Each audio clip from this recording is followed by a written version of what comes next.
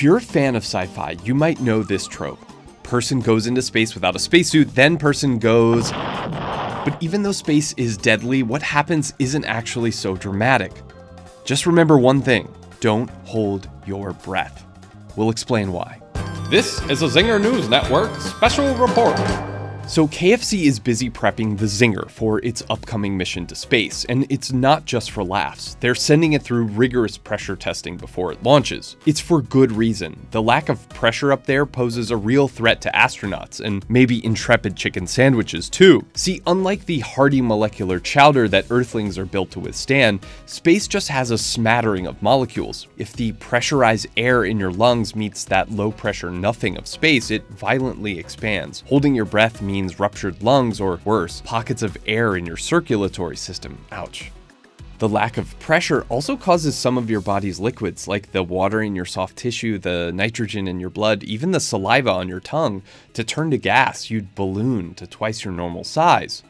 But one thing that movies get wrong is the explosion. Your skin would stretch as you swell up, true, but it ultimately holds. And while your body's nitrogen supply might bubble, your blood wouldn't boil because vessels work to maintain blood pressure. What happens to chicken sandwiches, you ask? Despite some minor degassing, the Zinger has weathered pressure testing looking pretty good. What about flash freezing though? That's one more thing KFC scientists are testing. It's true that space is generally 400 degrees colder than the coldest town on Earth, but it's also oddly insulating. There's a reason your thermos is a vacuum.